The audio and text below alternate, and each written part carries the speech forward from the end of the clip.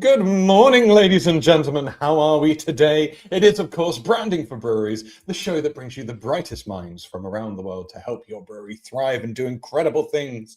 And today is no exception. But before I introduce my guest, a massive shout out to Charles Fareham, the incredible hop suppliers, and not just hops, but all those lovely other ingredients that you can whack into your tasty brews and make delightful. The team have teamed up with me ultimately to help do bigger and better things with this show, and I could not be more excited to have them on board. So a massive shout out to Charles Fareham. If you don't know about him, Google him, check him out, and get in touch. And now for today's show, we will be discussing, can cask beer win the next generation? Left, right, and center? That's not even a word. Left, right, and center. You hear, cask is in decline, or, actually, cask is selling pretty well. Well, I've lined up someone who can tell us a little bit more about this. It is the delightful, charismatic Paul Matthews. He Paul's worked for Timothy Taylor's. He's now with Harvey's, and he knows a thing or two about cask. So I'm going to stop my jibber jabber. I'm going to bring Paul in, and we're going to have a good old chinwag. Paul, my man, how are we doing, sir? Tim, I'm really good. I am charismatic. I'll take that. Thank you very much. So, great to be here. Don't let me down now, Paul, okay? You've got to live up to the charismatic name, mate. No pressure, mate. Cheers for that. Paul, for the lovely people who may not be familiar with your good self, maybe you could give us the blind date, what's your name and where'd you come from kind of spiel before we get stuck in. Yeah, I can. In blind date style, I'm Paul Matthews. I come from Hereford, which is a very good place to be for cask ale at the moment, which we'll probably talk about at some point. I live down in Brighton, been in the trade 26 years. As you said, I'm at Harvey's at the moment. I've just been here 6 months, which is great. Before that, I was 9 years at Timothy Taylor's. So obviously working cask ale for my last decade. Worked at Carlsberg for a long time, 10 very happy years there, and started it all off. I got interviewed by Bass, and the day I started, I became Coors. So I did a few years there as well. So the majority of my lifetime has been working in the beer trade. Fantastic, mate. And yet, some big names in there as well, not just your little boys and girls by any means. So, Paul, let's get stuck into this, bud. Let's have the chat that everyone wants to know.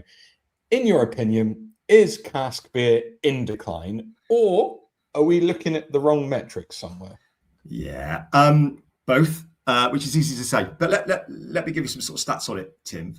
Look, it is in decline. If you look at the data that we all see, data's coming at us from CGA, Nielsen, BBPA, and ONS to a certain degree. And if you look at that data, they're measuring 4 areas of cask. Okay, we're looking at volume, value, rate of sale, and distribution. You look at their metrics on volume, and it'll tell you that cask ale's down by 10%. And that's down on 10% year on year, having been down the year before and the year before. And so that's really tough. Distribution, which is about the taps on bars, that's down as well, roughly about 6%, they think at the moment. And then you follow that. If you think that you've got less taps, actually rate of sale on those taps is down as well, but it's down about 3%. So look, I think within those stats, the one positive that you can say is that they're all moving or they're slowing down, and you'd like to think that at some point they'll go into growth. But I'll make the point about all those points of data, and is that, that's really looking at bigger brands. So CGA, for example, when you're looking at your top breweries, if you haven't got 1,000 Pubco taps, you're not coming up in that data. So to give you a really good example, if you look at Harvey's Sussex Best, we would definitely be one of the top 10 brands in the UK, but we're not showing up on that data. And the reason is, not 90% of our business is free trade. It's all local independent pubs in Heartland. We do a little bit with Pubcos, but we also do a little bit with wholesalers. So we don't show up in that data. Within that data, there's lots of positives, Tim. You've got Landlord, you've got Pride, you've got Bass, and all those brands are showing growth, which is great. But what I'd say is that data is showing about 60% of the market, I would say. So then underneath that, you've got a brand like Harvey's Sussex Best, which in the last 12 months is in growth as well. Then, if you look at that on a more granular level, you look at all the stuff that's coming out from SIBA, and you look at all those really interesting small breweries, and you go around the country, and I apologize for missing anybody brilliant out right now, but you look at people like Monk and Kirkstall. You go down and look at Wye Valley and Daya. You got 5 Points in London. You've got Beat coming down our way. And when you go and talk to those guys, they'll tell you that they're absolutely thriving when it comes to cask ale. So for me, look, I think you have to take that data that you get and go, look, overall, yeah, look, the market's going down, but there are lots and lots of green shoots, and some of the really big measures are, you've got some great big brands doing it properly, and then you've also got all of these wonderful small brands that are telling you that they're in really good shape. So, like anything, there's a bit of grey in there, but look, down a bit, but some really positive shoots coming out of it as well. It's a really interesting point, I suppose. When the data doesn't truly encompass everything out there, you're going to get this skewed perception on it. But you talked about... Sorry, mate. I was just going to say that the problem is it's really hard to get at it, because how many data people can get around every pub, and the nature of Cask got a lot of rotation coming in and out all the time. So it's really hard, but it's not all of the market. It's not telling us everything that's going on out there. And so you were talking about green shoots, and one of these green shoots is the youth. I'll use the fingered bunny ears youth, because I can't really sit in that anymore. And I talk to a lot of breweries, and some will go, yeah, we got like a rising kind of band of young drinkers coming to Cask, and then other breweries are just like, nope, not seen a bit of it. What are you noticing? Is it pockets? Is there general youth coming into Cask? What's happening? Yeah, well, mate, everybody's youth. If they're not youth to me, they're definitely not. They're not youth to me if they're not youth to you. But no, I think you're right. It's the same thing. I think we are seeing people come into Cask, but I think it's in pockets. And let me put it this way: if you think about all those mainstream pubs, people aren't piling into them, are they, and drinking Cask Ale? They're drinking Guinness, and that's what we're seeing. But again, you talk to these guys who have got small independent pubs, tap rooms, microbreweries, and you have a chat with those guys, and they'll tell you that they're getting young people in, and they're going for the Cask as much as they are for keg. I think a couple of other points, Tim, that I'll make on this is you've also got pockets geographically, and I'll give you two great examples that I always find have been real enigmas in my time in the trade, and that's Sheffield would be one, and Bristol would be another. And they are very, very much interested in local brands and local provenance, and they've been really hard to crack for big brewers. But those guys, you go into the pubs in those areas, which I did a lot with Taylor's, and they'll tell you that they're having a great time of it. They're also student towns, so they're getting all the students in, and you're getting lots of people coming in to experiment. And then look, if I put it onto the heritage brands, my experience with Taylor's and with Harvey's, we are getting younger people in, but I'd definitely say a lot of that can be either local because they've grown up around it, they know the brand, they've seen it out there, or maybe their parents drank it, and so we're getting them in. But again, the view here is that the rate they're coming in isn't the rate that they're probably going out, and that's been the challenge. But definitely pockets, and definitely happening with the new brands as well as the old. And I know we spoke about this outside of the chat, but the whole Wetherspoons conundrum, because you hear like the positives and negatives. It's like, well, yeah, of course young people are coming to Cask because it's £2.10 on the pump. Do you see it as a positive? Is that a good thing, or is that like belittling the value of Cask? Do you know what? It's so polarizing, and you'll know this, and I know so many people in the trade who would answer that black and white one way or another. Look, my personal opinion, Tim, is I think it's a real force for good. I really do. And the reason I say that is, they're on every high street. You're getting a real mix of ages going in there. They do Cask really well. They've got really high throughputs. They're hot on training staff. They're hot on making sure that they're pouring the beer in a good state. And that's really important because it's giving people a really good experience of Cask. We talk about price in a minute in another guys, but I think, as I said, you've got, you go into a Wetherspoons on a weekend, you get the local rugby club going in, you get all the students going in, you get all sorts of people going in and trying these beers. And one thing that I don't think they get enough good press for is that they're actually really good with smaller breweries. So one of the things that you'll see is that they're always giving guest slots to small breweries and really interesting beers. A mate of mine who I won't mention has got a brewery, and he says to me, how important that Wetherspoon slot is for him, and that's a fewfold. One is it's guaranteed volume, which helps him with his production and his cost. But the other thing is, it's getting his brand out there on a really big stage, being served in a really good way at an accessible place, and that gets the name out there. So look, I think I think it's really hard if you're brands that are in Wetherspoons all the time and your brands that are then in the pub down the road. And I think, as you said, you know what it's like. Somebody's like, hold on, you're £3 a pint in there, but you're £6 a pint in there. And I think brands have to be able to answer that question. With Taylor's and with Harvey's, we don't trade with them, and it purely is a price thing. In terms of the fact that we don't compromise where we are, and we can't hit their access points. I think Taylor's were in a guest slot once a long time ago as a beer festival. But the other thing that I'll say, why I think it's a positive, Tim, is that these people go to different pubs, okay, and what they're getting in Wetherspoons is they're getting a great experience, they're getting great quality, and they're getting what they would perceive to be value for money for the experience that they're given. But that guy will, he'll go into a premium pub for lunch with his family, and he'll pay double the price for a pint of beer, but it'll be great quality beer, and it'll be great service, and it'll be a great experience. And they're savvy, they know what they get at Spoons, they know what they get elsewhere. And they're getting value for experience at two ends of the spectrum, but it's still value for experience, and they're happy to pay that. Yeah, I was seeing it at Spoons the other day. I'm not ashamed to say I went in there. It's all good. I love it. It's good value. And they had one of my local breweries on tap, and literally the brewery must have been a 10-minute drive down the road. And of course, the price difference was phenomenal. But I was going, well, it's limited. Once it's gone, it's gone. And actually, there's going to be a handful of people who go, oh, that's a local brewery. I've not had an opportunity to try those guys and girls before, so I'm going to give it a go. And you never know, you might have just found a new fan from it all. Yeah, I just, one in particular, the Spoons in York is absolutely banging. And I went in there. I can't remember. I was at some event in that area, and I stayed in a hotel above it.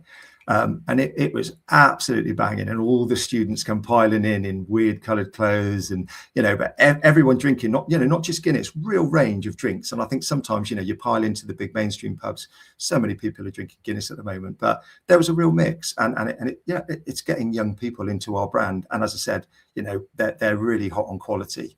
So it's really positive to see. Loads of people are going to disagree with me, but that's where I sit on it. Everyone's allowed their opinion. Good thing. Thank you.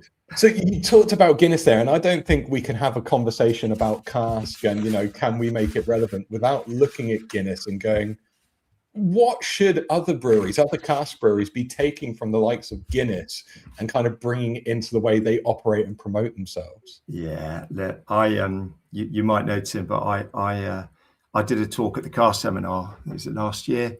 About Guinness and about what it's doing. It's phenomenal, isn't it? And if you want to put aside the 250 years of heritage and the 40 million quid a year spend and the sponsorship of the Premier League, great. Yeah, don't worry about those. Yeah, and an amazing marketing team. I think you're right. But no, look, I think all of those things feed into what I think makes a great brand. Okay, that they've got that heritage, and whether you're a young brewer or an old brewer, you'll be talking about your reason d'etre, why you're there, where your ingredients come from, and why you're there. They communicate their heritage. They absolutely nail quality and consistency. They're on every bar, and obviously being in keg format, that really helps. But I talked about this, and you can talk about perfect pour, and I said, Guinness don't call it perfect pour. It's ritual. It's part of what Guinness is. Guinness isn't a liquid, it's an experience. And look at what they've done on their channels. If you get a good one, you talk about it. You're shouting it out online. You're shouting it out to the pub about how great their Guinness is. You're putting it on social media. And if you get a bad one, you're doing exactly the same thing. And they do it so well. And what it does is it regulates staff, and it regulates everybody's expectation of what a great pint should look like. Okay, and I sort of think it's self-fulfilling then, isn't it? How many people go and buy a pint of Cask, and then if they don't get the right serve or they don't get the right glass, that they go back or they start shouting about it. They don't do it. And we're sort of responsible for that, because one of the biggest things we've got to do is we've got to get that quality and consistency right. But the perfect pour, lots of brewers are trying to lean into that. And I know at Taylor's, and you'll know with Cask Ale, some are with a sparkler, some aren't, some are long spout, some are short spout. Everybody's got their way. But none of us are that one big brand that can do what they do. But all of us have got our own way of doing things. I think Nick Payne from Brains was talking about this last week in the MA. And he said exactly this, we've got to get our own house in order and do our own things the right way, and if we're going out there pub by pub And, we're showing people how to look after the beer. We're showing them how to pour it, exactly how that beer should be poured. Some get poured straight off in 3 or 4 pours, depending on the hand pour. Some need to be put out to settle, always in branded glassware. We can all do those things, and we can do it bit by bit. And you have to remember that collectively, Cask is way bigger than Guinness. And if we all get it right, we're offering a hell of a lot of choice out there. But that's our challenge. But look, all of those things are just what makes a great beer, and we all need to do it on our own scale. That education aspect that you talk about there, obviously Taylor's smashed that. You go on the YouTube channel, you look at all the how-to videos and everything there. But I wonder, there must be a number of brewers out there going, it's not really my responsibility. Surely it's the venues who need to know how to do this properly. Is there kind of a mindset difference between some cask breweries which have embraced that versus those who are just like, no, I'm going to make good beer, and then it's someone else's responsibility for the next piece? No, look, I think, and again, just leading in on my experience, the first thing that I did when I got to Harvey's, having done so much of it Taylor's, is I go and talk to Miles, who's been around the brewery for 70 years. He's been their man and boy, and his son Ed, who does all our tech services. And I'm like, how do we pour our beer? How do we get the best out of our beer? And every single beer is different, Tim. So you've got to understand how you do that. And it's not like lager, where if it comes in the keg and you could just pour lagers pretty much in the same way. And I just think it delivers results. I don't think any brewery out there would not want to do those things. I think the reality of the marketplace is, it's really tough for breweries, and how many people can afford to have lots of people on the ground going around to every pub that sells your beer to give them that education. I think, Taylor's has got 25 guys all over the country, and their job, it isn't just selling beer. It's getting into that pub and going, right, you've got our beer coming through the door. Do you know how to look after it? Do you know how to get it in perfect condition? Do you know how to make that beer look great? Do you know how to hook it up? Do you know how to pour it? And I'd go the other direction with somebody like Harvey's. We've only got 4 guys, but we've got a small heartland, and so we're all doing it. Or the ones that do, some of the big guys have got people out there doing that, and you've got the small ones who are controlling their own area. And everybody wants to do it, Tim, I think, but it costs a lot of money to put people on the ground and get that education across, doesn't it? So it's tough. Yeah, that's fair. What about, I suppose, formats? Like, so for example, recently Osset White Rat has come out, nitro can, super cool. I loved it. It comes to that ritualistic side of things. There's more experience to the pour and drink. Do you think formats like that can bring a new audience into cask, or is it actually going to frustrate, traditional drinkers? Yeah, it's interesting, because if you had to just ask me generally about nitro, the first thing that springs to my mind at the moment is rat. I think it's really interesting, but I think this does go down 2 channels. You've got a modern brewer with a great brand, with some real flavour, and you've got young drinkers. And when you talk about nitro, Tim, these young drinkers don't have baggage. Nitro to them is Guinness. It's modern craft brands that have gone into kegs. But when you talk to traditionalists, they start thinking about Tetley, Worthy, John Smith, Smooth Flow. And I think what's going on in nitro is really interesting, because it's getting nitro into the young drinkers' repertoire as much as anything. And what you're doing is you're getting smooth, creamy beer into repertoires, which is what Cask can deliver at its best. And I think it's great. I think if you're a heritage brewer and you suddenly started coming out with Landlord Smooth or Harvey's Best Cream Flow, I think you've got a problem. And I think, people they'll look back and go, well, you're just turning into those old brands that aren't around anymore. But what I would say is, I think, the more that today's drinker becomes tomorrow's drinker, and the more that a lot of the young guys are getting that right and nailing it and getting real flavoursome beer into that format, who's to say that the heritage brewers wouldn't be looking at either different brands to go into that format, or much further down the line, look at what's happening with the heat at the moment. And, we mentioned it really briefly, but, it's great when it's warm. It gets the pubs busy. You get people in the gardens. But when you start hitting 30 degrees and 35 degrees, it's really hard. And actually, lots of people, they just want to drink cooler beers, and nitro really helps with that as well. So yeah, look, it's great, and I think it's great technology. It's served Guinness. It's such a part of what they do, that I just absolutely hope that all the small brewers out there can can get into that and it can work for them in the same way, because it just delivers a lovely pint as well. And if you're getting that flavour of your beer across, it's great. You talk about like some of the heritage brewers like bringing it out and people going, hang on a bit, what's this all about? And I've had that conversation before where I work with Cask brands, like we need a younger audience, we need to attract a younger drinker, but there's that concern that they don't want to be the cool kids who flip their cap around and like try and blend in with the trendy, funky crew. What do you think, like these older breweries need permission from their audience to kind of start to innovate and introduce something new? Yeah, it's really interesting. And if you talk to any heritage brewer, they'll tell you that, if they hadn't been innovating, they wouldn't be here. So there is that element of it, but it's definitely nuanced, Tim. And there are permissions, I would say, and I'll give you some examples, and I'll show you why I think the permissions exist. So, if you look at heritage brewers, a couple of success stories that stand out for me would be Ghost Ship at Adnams. And I think Ghost Ship has done a really good job. Adnams, you would have been selling way more broadside, and Best Bitter would have been, probably a lot bigger volume back in the day than they're doing at Ghost Ship. But I believe Ghost Ship's their biggest brand now. And I think there's a few things on that. I think you think back to when Doombar came out, and I just think the name was cool. I think it got people intrigued. And I think Ghost Ship name is cool. I think it gives a bit of intrigue. The next thing they did is they went into a more hop forward beer. And so, it was a little bit more about modern hops and a bit away from the kind of norm of your Best Bitters or your broadsides that they had out there. And then you went into some sort of cooler and detailed branding. Okay. And I just think that St. Austell have done it almost exactly the same. I'd say, it's more modern, but what it has done is it's leaned into that heritage that they've got, and that's where their strength is. And, you haven't moved too far away in terms of a crazy name. You haven't gone into a really, really unique style like a New England IPA or a 7% sour. You've moved out of your heritage, but you've leaned into that heritage. I think, I can't think of a heritage brewer that's tried to replicate a real craft offering that's had any sort of scale of success.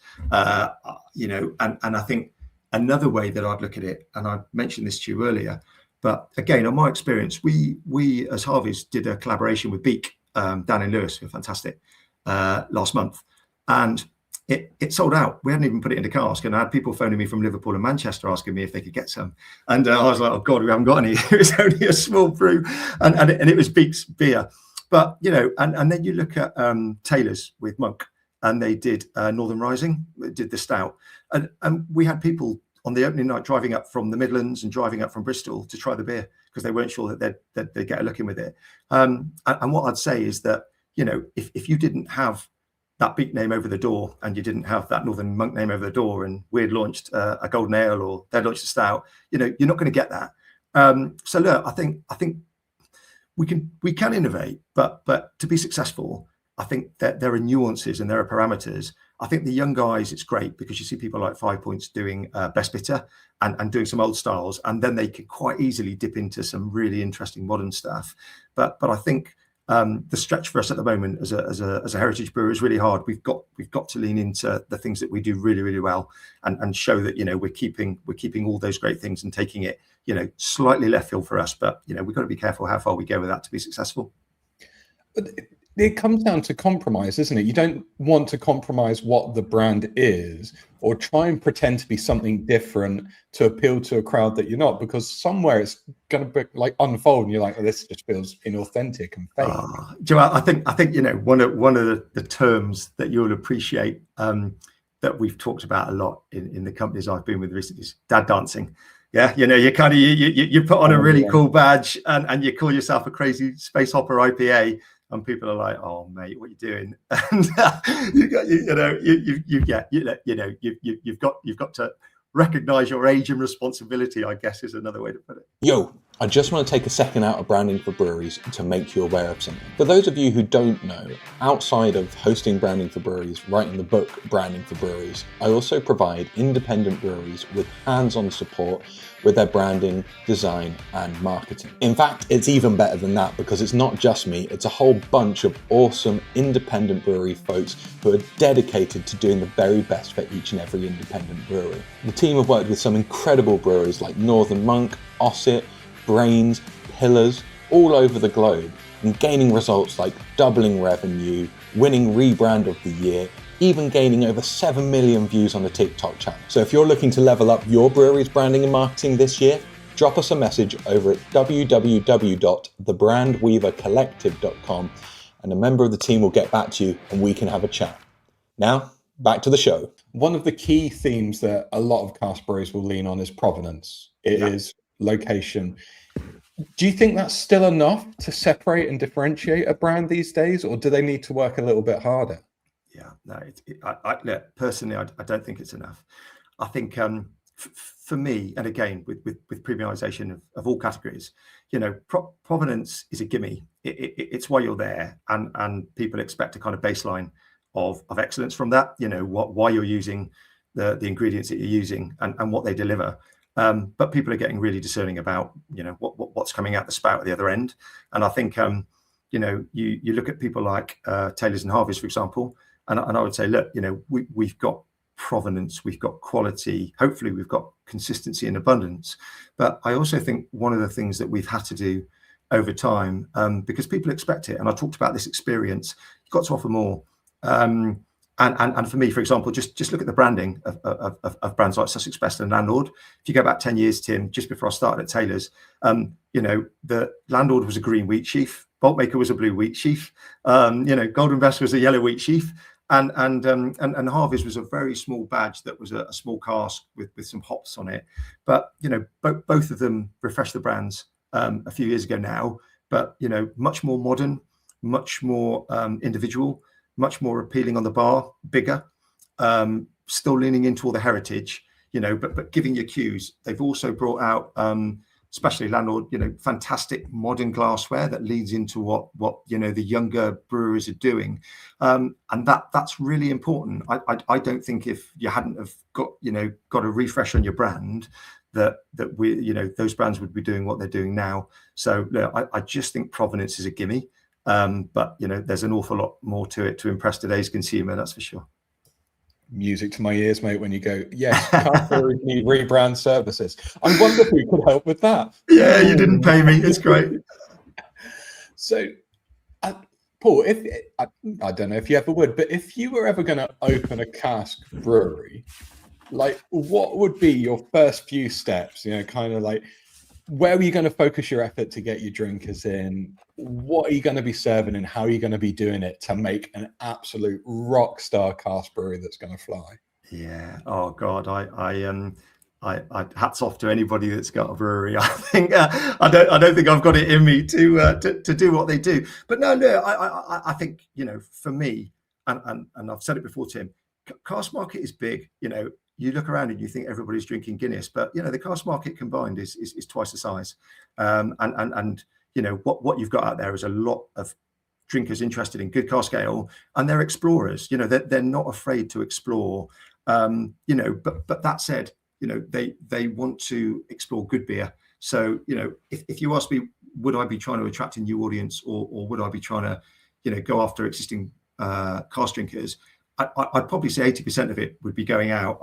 I did quite a bit of work with Cask Matters, and Punch have done some work of themselves. Just a couple of examples where you spent a bit of money trying to invest in grabbing hold of young guys coming into the bar that don't drink cask ale and getting them to try it, and you get a lot of positives. Some of it you don't. It's cold, it's flat. It's warm, it's flat, whatever. But what we know is it's easier to preach to the converted than it is to convert the non-believers, and so it would go back to the same thing, Tim. The first thing that you'd be looking for is, right, where am I sourcing my ingredients? Am I able to use local hops? What's my backstory around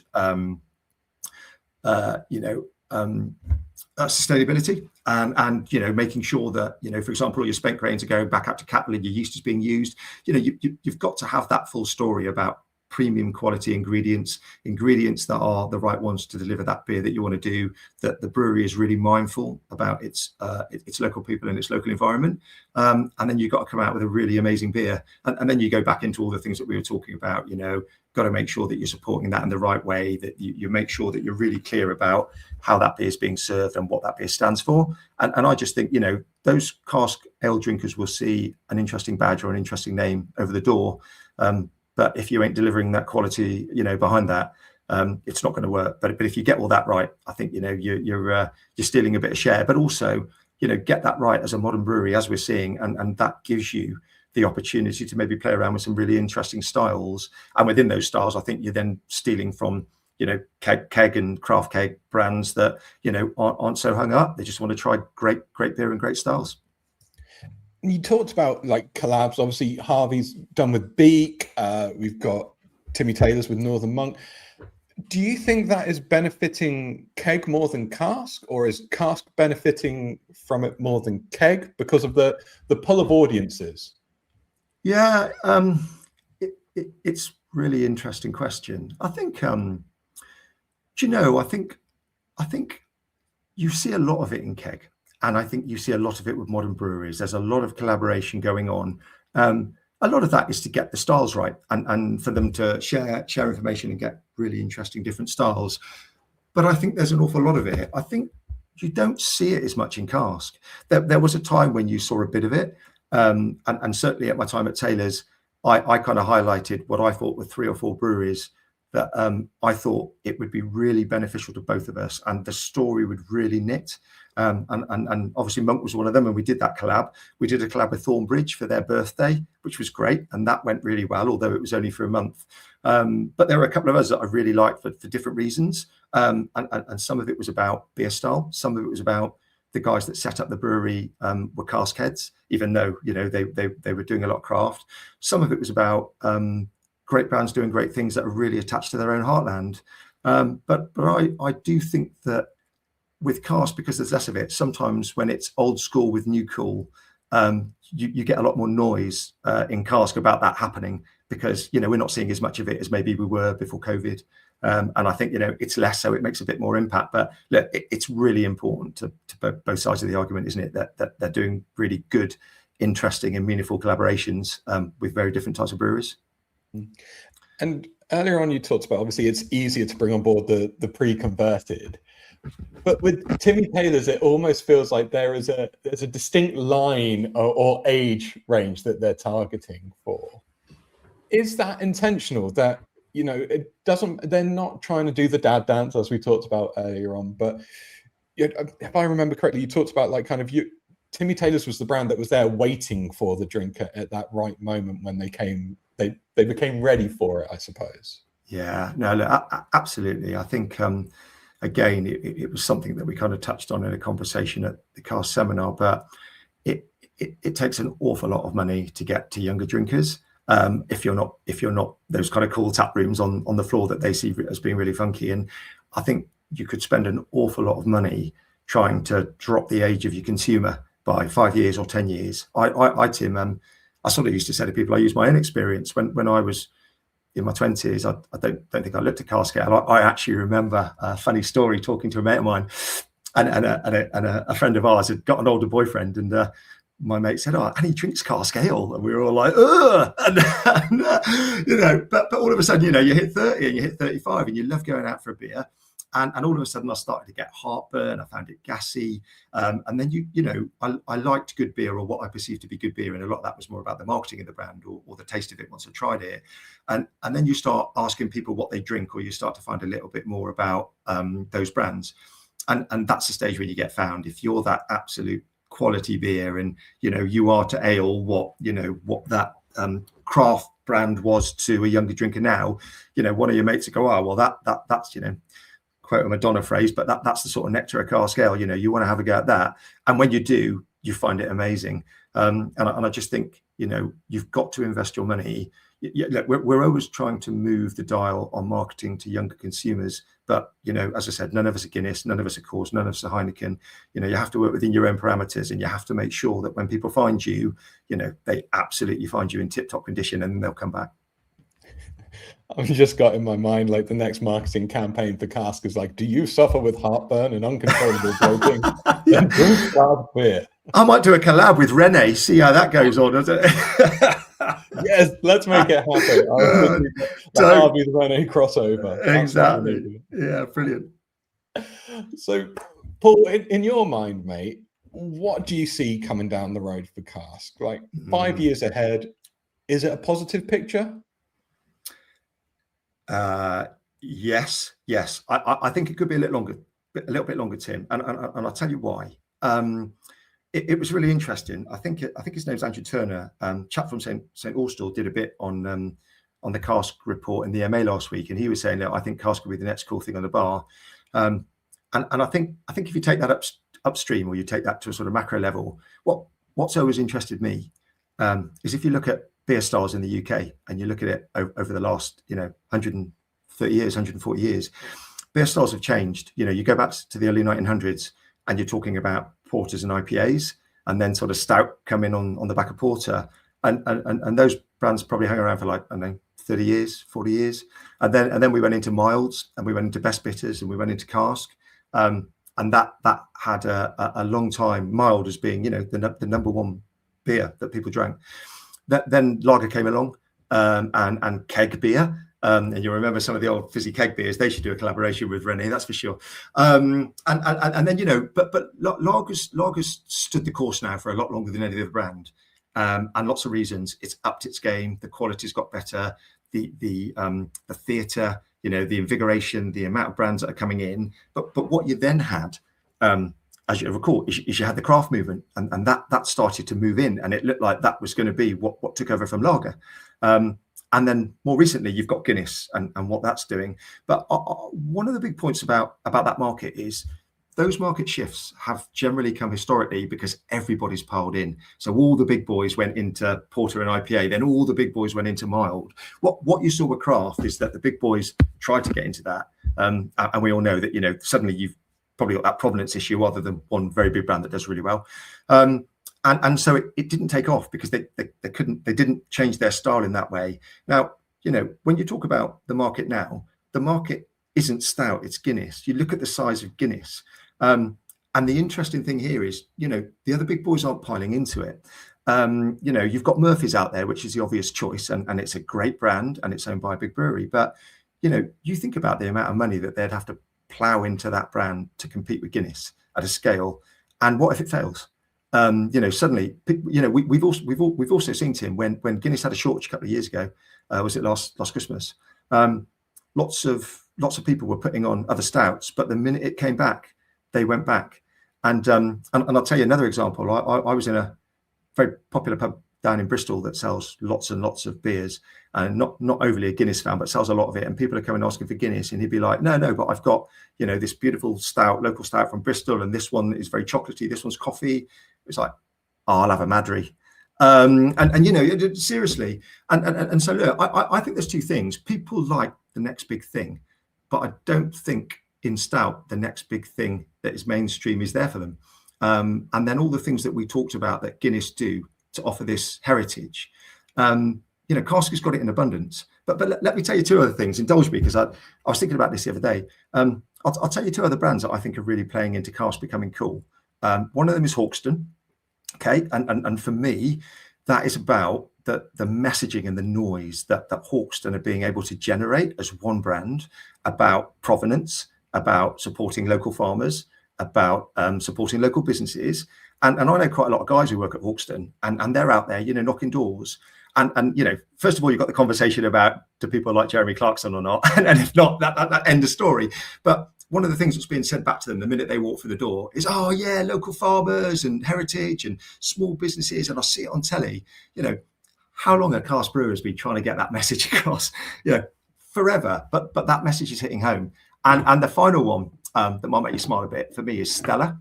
Okay, and look, you look at Stella when Stella first came out, and it was reassuringly expensive as the strapline, right? And it was the most premium brand. And then, there was a lot of off trade, and we got to a point with Stella, which you'll know, where Stella had a name, and people even used to go to the bar and order it by that name. And that's really depressing. But But if you look at Stella now, Stella's in growth, and Stella is, 30 years down the line. It's a lower ABV. It stayed really true to the heritage of what they've tried to show you on that brand. But the people that use that name aren't the drinkers of today, and so there's not a lot of baggage there for younger drinkers coming in. And you talk to younger drinkers about Stella, they'll talk to you about Beckham, and they'll talk to you about serving it with a blade, and they'll talk to you about Wimbledon.